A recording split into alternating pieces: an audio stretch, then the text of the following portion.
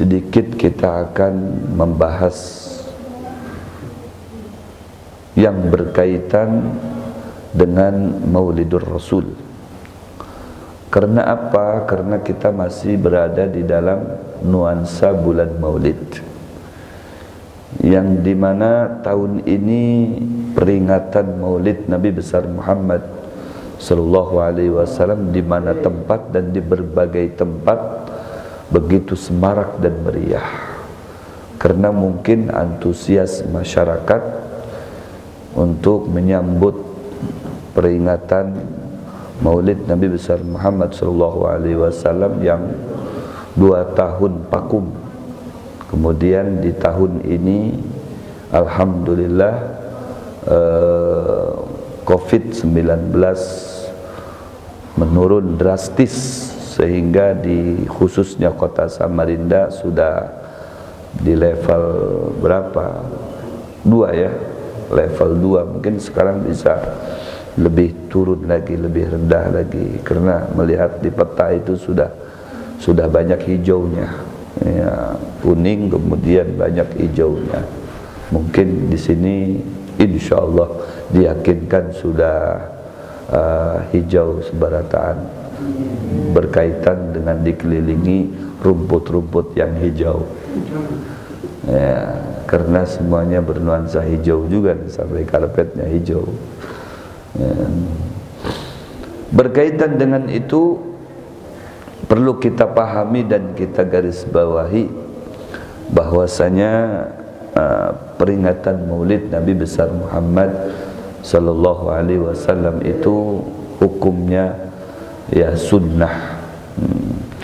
Menjadi hukum sunnah itu juga ada beberapa alasan atau argumen ya. Yang pertama, apabila di dalam peringatan Maulid itu satu, ada silaturahmi yang terjalin dengan baik. Kemudian yang kedua, ada pembacaan ayat-ayat suci Al-Quran. Yang ketiga, ada tausiah. Yang keempat, ada sedekah ya. Ini diantara kriteria peringatan Maulid Nabi besar Muhammad Sallallahu Alaihi Wasallam, yang apabila 4 dan 5 pujian kepada Nabi Sallallahu Alaihi Wasallam, 5 kriteria ini ada di dalam peringatan Maulid, maka dikategorikan peringatan Maulid tersebut hukumnya sunnah. Itu yang pertama. Kemudian argumen atau dasar yang kedua, berdasarkan hadis Nabi SAW yang sahih ya, ketika Rasulullah SAW ditanya berkaitan dengan puasanya beliau di hari Senin ya, maka Rasulullah SAW dengan spontanitas menjawab setiap pertanyaan daripada orang-orang sekitar beliau berkaitan dengan puasa tersebut dengan jawaban dzakal yaum wulidtu fihi, hari Senin itu aku dilahirkan ya. Jadi di sini bisa dijadikan referensi acuan di mana Rasulullah SAW mengagungkan, memuliakan hari kelahirannya beliau sendiri, di mana beliau melakukannya di setiap hari Senin ya, hari Senin beliau berpuasa. Itu yang kedua. Kemudian yang ketiganya lagi, dengan peringatan Maulid Nabi besar Muhammad Sallallahu Alaihi Wasallam, apapun acaranya, apabila diperingati maka akan dapat menumbuhkan cinta kepada Nabi Muhammad SAW. Kenapa bisa demikian? Karena di dalam peringatan Maulid Nabi besar Muhammad SAW tidak lepas daripada pujian-pujian kepada Nabi ya, syair-syair yang dibaca oleh para tuan-tuan guru atau orang-orang yang ahli di bidangnya ya. Kemudian bertanya mungkin apakah ada di zaman Rasulullah itu orang yang bersyair? Apakah Rasulullah SAW mempunyai penyair? Punya Rasulullah banyak. Para sahabat itu rata-rata ahli dalam bersyair, dalam memuji Nabi Muhammad. Dalam hadis dari Sayyidatuna Aisyah, ya, bahwasanya beliau menyatakan kanatis sahabi, adapun para sahabat itu yatanasyaduna inda Rasulillah, mereka itu kalau ada di hadapan Rasulullah saling memuji Rasulullah SAW, saling bernasyid. Nasyid itu pujian. Makanya tidak heran kalau selalu kita di dalam peringatan Maulid itu membaca sejarah Nabi, memuji Nabi Muhammad SAW. Ya. Baik itu memuji Nabi Muhammad dalam konteks kitab yang dikarang oleh Syekh Ja'far Al-Barzanji. Itu orang-orang Bahari membaca kitab itu, Al-Barzanji, Syekh Ja'far. Kemudian ada lagi yang dibaca dari kitab Syekh Abdurrahman Ad-Dibai, sebut dengan Maulid Tiba. Ya, ada lagi Al-Azzabi, ya, Syekh Muhammad Al-Azzab. Kemudian ada lagi Al-Habib Ali bin Muhammad bin Husain Al-Habsyi. Dan sampai ini ada yang masih hidup, ya, salah satu ulama dunia, ya, guru saya sendiri Al-Habib Umar bin Muhammad bin Hafid Syekh Bakar bin Salim, membuat satu buku, ya, kitab, sebut dengan kitab Dia Ulami', ya, dalamnya terdapat pujian-pujian kepada Nabi. Yaitu kan para ulama Habib. Kalaunya para sahabat adakah? Ada. Para sahabat seperti saya sampaikan tadi selalu bernasyid di hadapan Rasulullah sallallahu alaihi wasallam. Ya, di apa namanya, antaranya lagi yang paling terkemuka dan selalu bersama Rasulullah itu adalah Hasan bin Thabit. Hasan bin Thabit ini penyairnya Rasulullah sallallahu alaihi wasallam. Ya, jadi suatu hal yang biasa, bukan suatu hal yang asing atau boleh dikategorikan orang bid'ah dan sebagainya. Tidak ada bid'ah peringatan Maulid Nabi selagi, ya, 5 kriteria tadi itu dijalankan. Lain hanya peringatan Maulid Nabi diisi dengan lektun. Nah ini, ya, sebut bid'ah itu.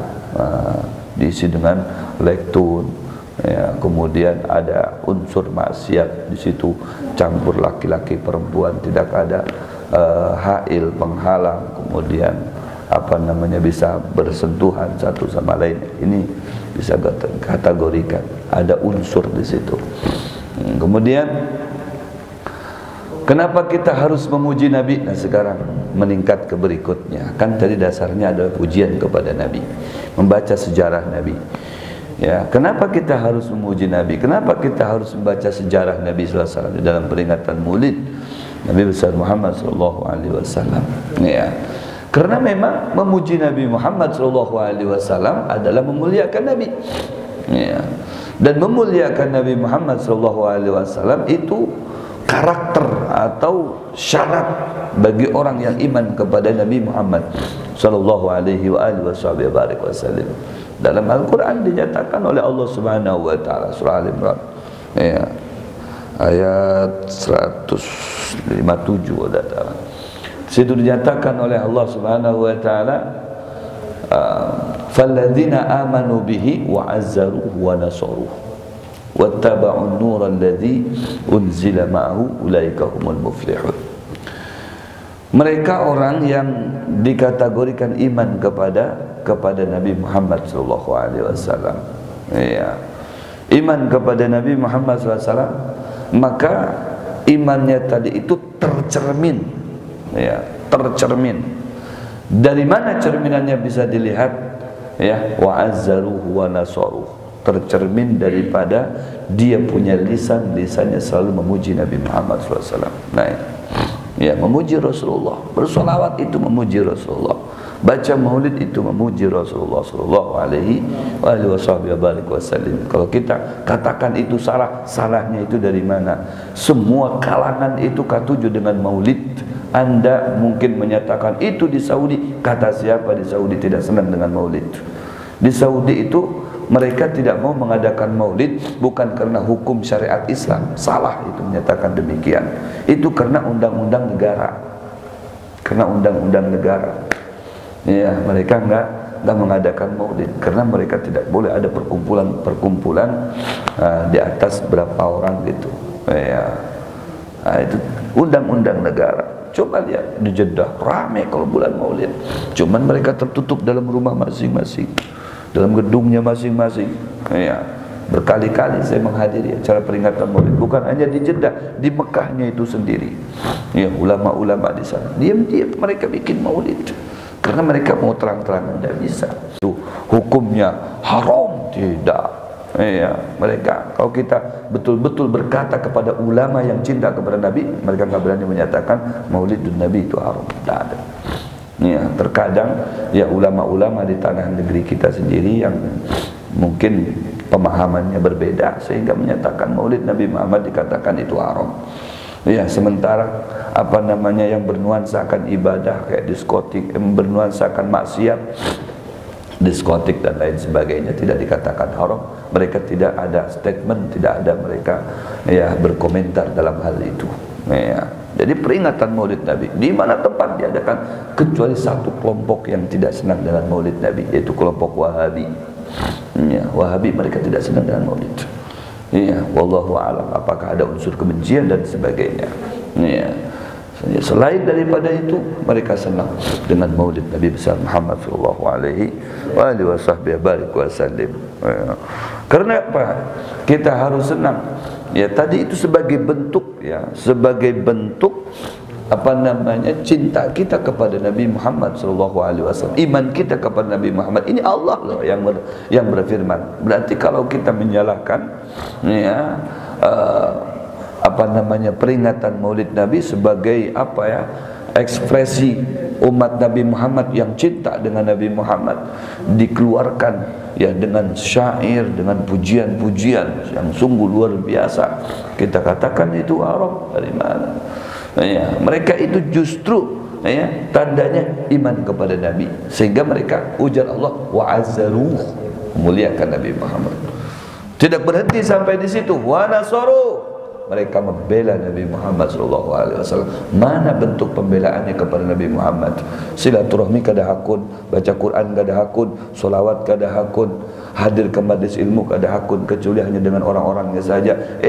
Islam itu kafah rahmatan lil alamin. Enggak ada Islam hanya satu kelompok Wahabi saja di situ. Enggak mau datang ke sini atau kita enggak datang. Kita dengan siapa saja hadir, dengan siapa saja datang. Iya, boleh seperti itu. Ke Islam itu tidak ada pakai apa namanya kelompok-kelompok, kafatan secara merata. Kita harus masuk Islam berarti kita harus merata. Silaturahmi, makanya terkumpul di dalam peringatan Maulid itu ya ada silaturahmi semuanya kalangan, ada tokoh masyarakat, tokoh agama, para pejabat, para ulama ya dan lain sebagainya berkumpul menjadi satu. Kan memang seperti itulah Islam.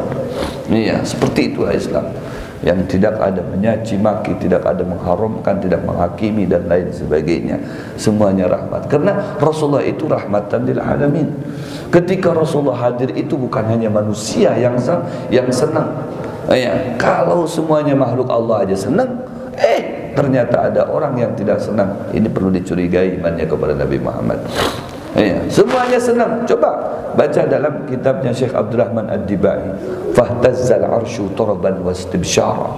Ketika lahirnya Rasulullah, ihtazza al-arsh. Arsh ini goyang.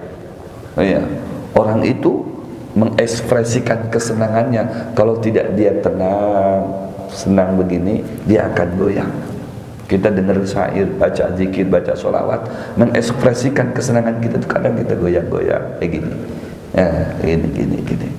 Ya, itu tandanya orang itu senang. Ya, tandanya orang itu senang. Ini secara tabii loh, watak. Ya, seperti itu. Jadi orang senang itu seperti itu. Ya, lain orang kalau tidak senang tegang ya, melotot matanya. Itu orang tidak senang.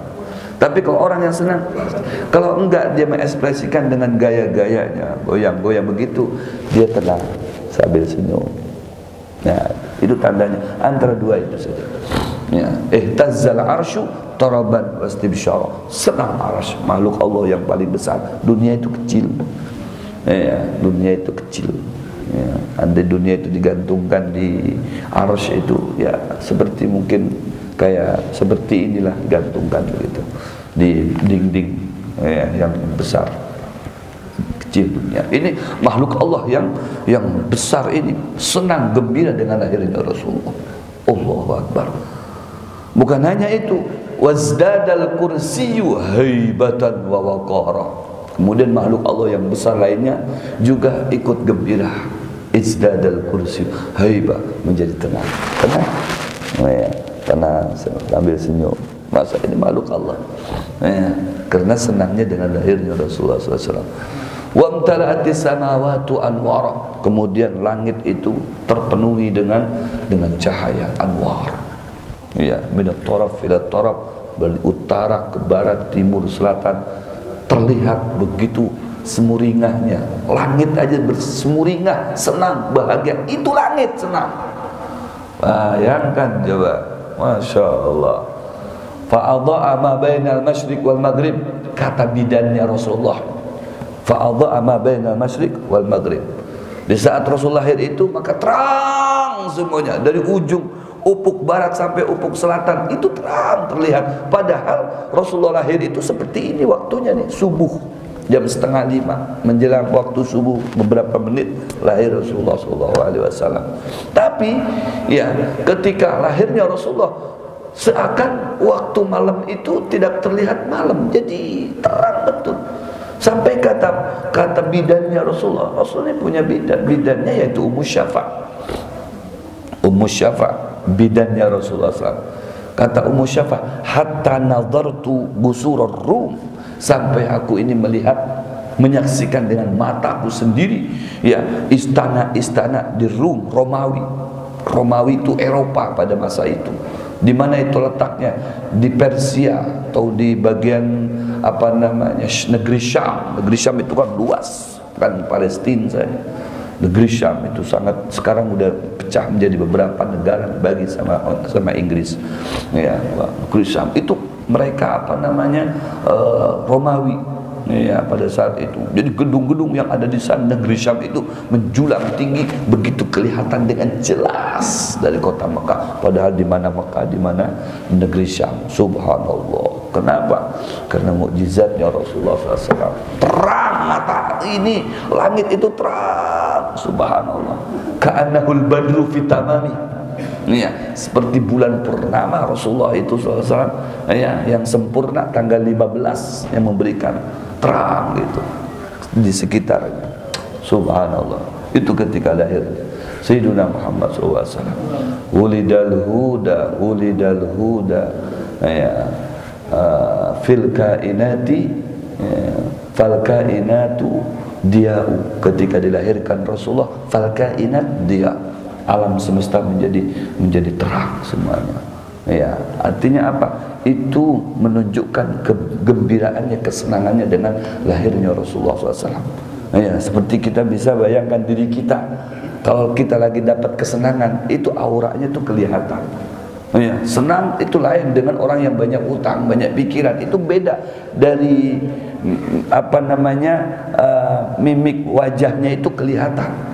Ya, orang lagi senang itu lain, terbinar-binar, ada cahaya dalam wajahnya itu. Tapi kalau orang lagi sumpek justru putih jadi gelap kelihatannya, seperti itu. Ini gelap menjadi seperti siang, luar biasa. Karena mereka senang gembira dengan lahirnya Rasulullah SAW. Kemudian bertanya lagi, Habib, kalau memang gembira senang lahirnya Rasulullah, emang apa manfaatnya? Ada manfaatnya. Kata siapa? Nggak ada manfaatnya kalau kita senang dengan Rasulullah. Kalau kita senang dengan artis, ya, apa manfaatnya? Ada nggak manfaatnya? Nggak ada. Senang bangga kita dengan artis Korea, apalagi non Muslim, kita banggakan. Artis bola, sepak bola, mau itu Cristiano Ronaldo, Lionel Messi dan lain sebagainya, kita banggakan. Ada nggak memberikan manfaat kepada kita ketika kita bangga dengan dia karena kecanggihan, kehebatan, ketangkasan, kecerdasannya? Tapi ketika kita bangga dengan Nabi, senang dengan Nabi, gembira dengan Nabi Muhammad sallallahu alaihi wasallam, ada manfaatnya. Ya, apa manfaatnya? Manfaatnya Allah akan memberikan pertolongan kepada kita. Ada buktinya, Habib? Ada. Abu Lahab. Ya. Abu Lahab itu kan kita tahu seorang dalam Al-Quran sudah dinas. Ya, sudah dinas dalam Al-Quran. Tabbat yada Abi Lahab, disebutkan dalam Al-Quran. Tabbat yada Abi Lahab wa tab, celaka Abi Lahab. Ya, ma aghna anhu maluhu wa ma kasab, sayasla naran dhatal lahab wa imra'atuhu hammalatal hatab yaslan nar, masuk neraka. Abu Lahab berikut istrinya masuk neraka. Ini Allah yang berfirman. Kemudian itu Abu Lahab semasa hidupnya pernah satu kali saja gembira dengan Nabi Muhammad SAW. Satu kali. Ya, pernah gembira dengan Rasulullah SAW. Di saat apa? Di saat Rasulullah lahir. Itu saja. Di saat Rasulullah lahir, gembira sekali. Ya. Jadi ketika mendapatkan berita dari budak yang bernama Suwaibah, ya, budak yang bernama Suwaibah datang ke Abu Lahab. Tuan, Abdullah istrinya sudah melahirkan pagi tadi. Anaknya laki-laki. Sudah diberikan nama oleh ayahnya yang bernama Abdul Muttalib. Di bawah toab kan. Rasulullah waktu bayi lahir itu di bawah toab. Kemudian dinamai Muhammad oleh Abdul Muttalib. Senang. Abu Lahab senang. Iya, karena anaknya laki-laki. Iya, gagah pasti, ganteng. Waduh, senang.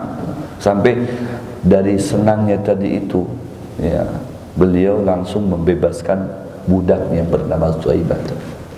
Kata beliau, anti hurrah. Ya.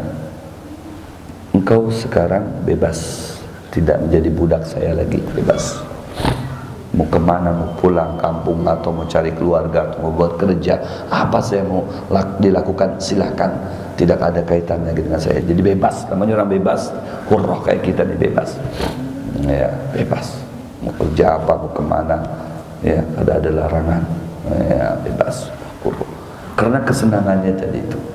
Ya, padahal ya, berikutnya itu Abu Lahab dalam sejarah tidak ada mencintai Nabi, apalagi iman, memusuhi ya, memusuhi Rasulullah Sallallahu Alaihi Wasallam. Tapi kendati demikian, karena pernah sekali gembira kepada Rasulullah di saat Rasulullah lahir itu dicatat oleh Allah Subhanahu.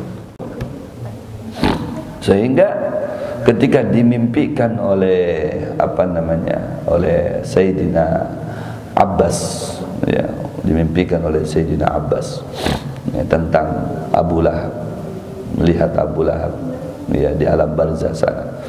Ditanya sama Sayyidina Abbas, ma fa'alallahu bik, apa yang dilakukan Allah kepada kamu? Yu'adzibuni, jawabannya apa? Menyiksa aku lewat malaikatnya. Menyiksa, memukul, mencambuk, ya, pokoknya tidak ada ampun, kata Abu Lahab. Illa wa yukhaffaf anni fi kulli yawmil itsnin li farhati bi maulidi Muhammad. Kecuali di setiap hari Senin aku di-off-kan dari siksaan. Berarti mendapatkan keringanan, mendapatkan remisi. Diringankan aku di setiap hari Senin, di-off-kan siksaanku. Ya, karena kesenangan aku pada masa Muhammad lahir. Pada masa Muhammad lahir aku senang, ya, aku gembira, turut bersuka cita. Ya, subhanallah. Ternyata ditandai oleh Allah kesenangannya dia itu, sehingga bertepatan dengan senangnya dia, yaitu pasnya hari Senin. Karena Rasulullah lahirnya hari Senin, dia senang, dia diselamatkan oleh Allah. Kata Allah, jangan disiksa dia, dibiarkan dia diam.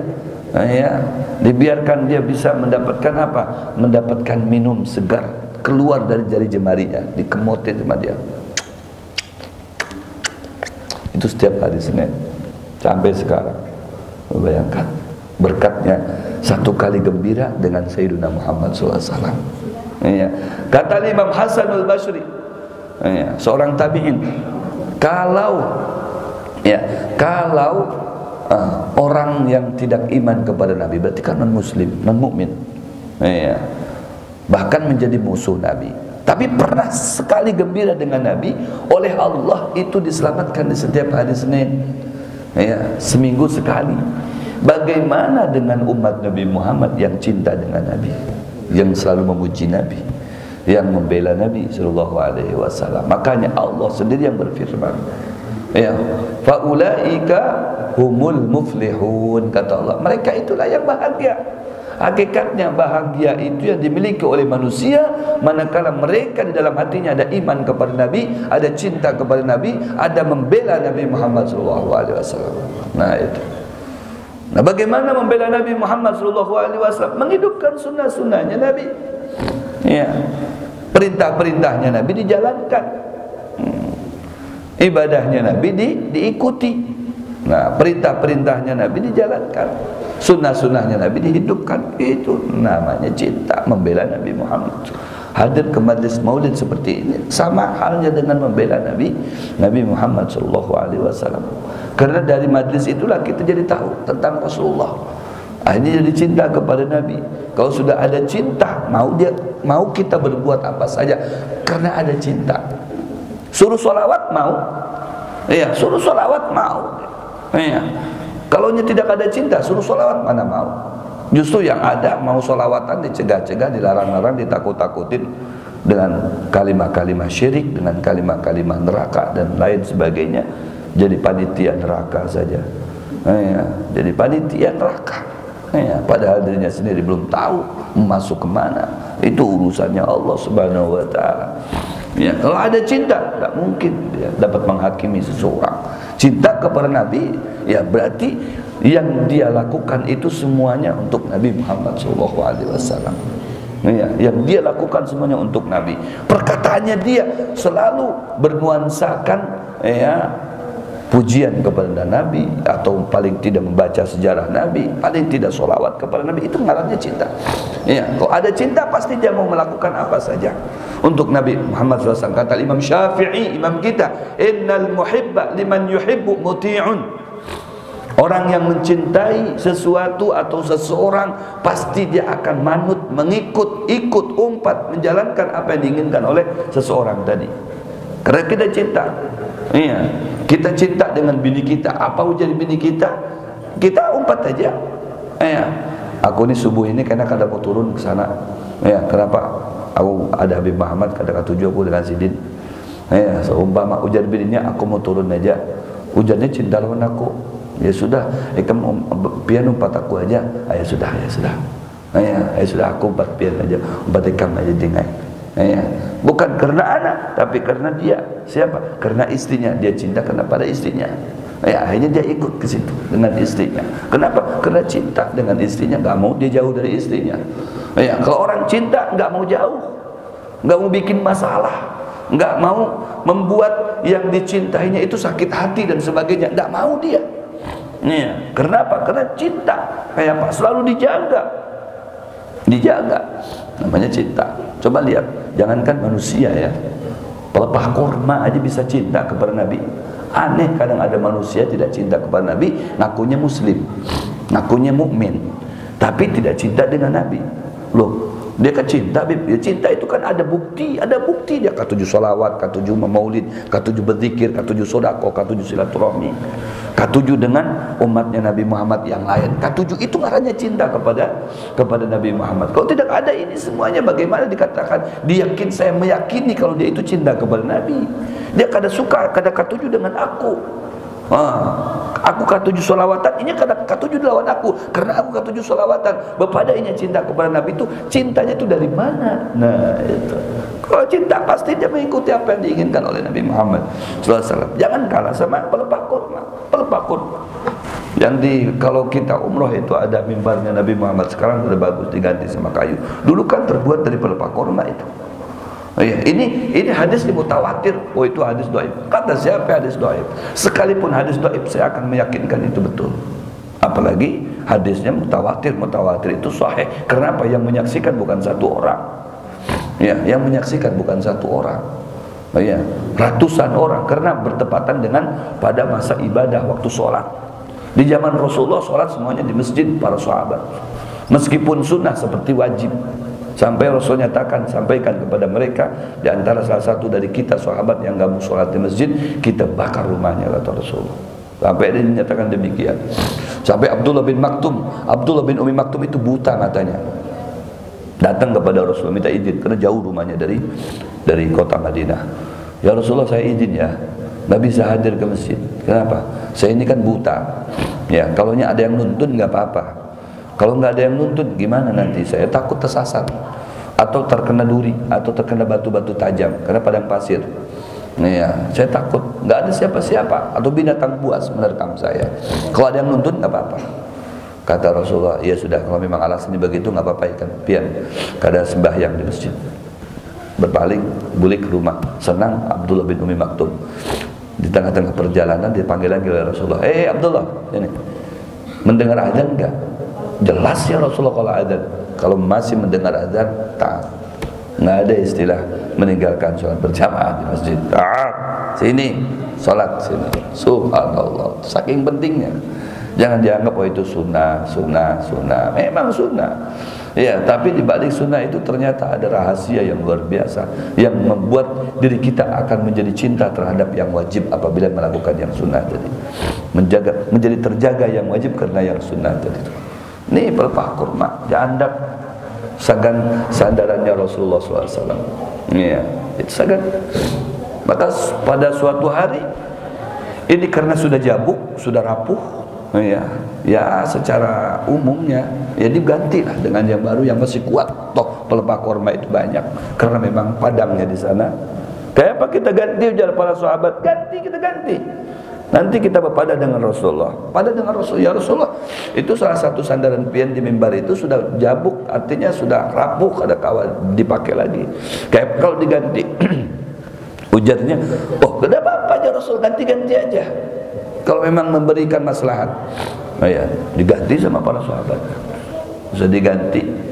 Besoknya pas mau sembahyang, ya selesai sembahyang, terdengar ada tangisan. Untung si pelepah kormanya itu belum dibuang. Jadi setelah diganti dengan nang hanyar, nang lawas yang sudah rapuh itu diandaknya di bagian sudut pengimaman, andak situ. Mau dibuang maksudnya sama sahabat, diandak berdahulu di situ. Besoknya begitu selesai sembahyang terdengar ada suara haninil jid'u, ya, menangis. Subhanallah. Ini hadisnya mutawatir. Ya, ada hadis ahad, ada hadis mutawatir, yang disaksikan oleh banyak sahabat. Jadi kalau Ika menyaksikan kelak, iya aku menyaksikan. Ika iya, semuanya pada menyaksikan. Sama halnya waktu kejadiannya Al-Imam Ahmad Ar-Rifai, itu tidak bisa dipungkiri. Oh itu dusta itu. Mereka kalau sudah tidak ada cinta, ya selalu dikatakan itu dusta. Imam Ahmad Ar-Rifai itu ketika datang ke makamnya Nabi Muhammad, itu beliau dari kerinduannya kepada Nabi Muhammad meminta kepada beliau, ya Rasulullah, umdud yadaka, ya Rasulullah, keluarkan tangan pian supaya likai uqabbil, supaya aku bisa menciumnya karena kecintaanku kepada pian yang selama ini membara aku dari jauh, yang hanya aku bisa mengirim ruhku saja. Sekarang ruh dan jasadku aku bawa ke hadapan pian, ya Rasulullah. Coba keluarkan tangan pian supaya aku bisa menciumnya, Rasulullah. Keluar tangan ya Rasulullah. Ya, wah ini dusta lagi, dibuat-buat lagi ini Israiliyat. Ini orang yang tidak cinta selalu dibelok-belokkan. Ini mutawatir. Ahmad Ar-Rifai ini bawa murid banyak, ratusan, menyaksikan secara fakta itu. Tangannya Rasulullah keluar dari makamnya. Bayangkan, keluar dari makamnya, tangannya Rasulullah dicium sama Syekh Ahmad Ar-Rifai. Makam kan sembarangan, sangat bisa. Akhirnya ini melepah korban. Sahabat bingung, cuma dengar suara tapi nggak ada rupa. Dilihat yang lain-lainnya nggak ada yang nangis. Tiba-tiba ada suara tangisan. Karena nggak ngerti sahabat, Rasulullah yang tahu itu suara bersumber dari situ, dari pelepah kurma. Ujar Rasulullah SAW, ini suara tangisannya itu tuh yang ada di sudut pelepah kurma. Didatangi oleh Rasulullah SAW, diusap-usap kayu tadi yang jabuk tadi itu yang sudah rapuh. Ujar Rasulullah, wahai Jidhi ini pelepah kurma, ya pelepah kurma. Ikam kenapa menangis? Dipakai bahasanya. Kok ngerti Habib? Nyatai.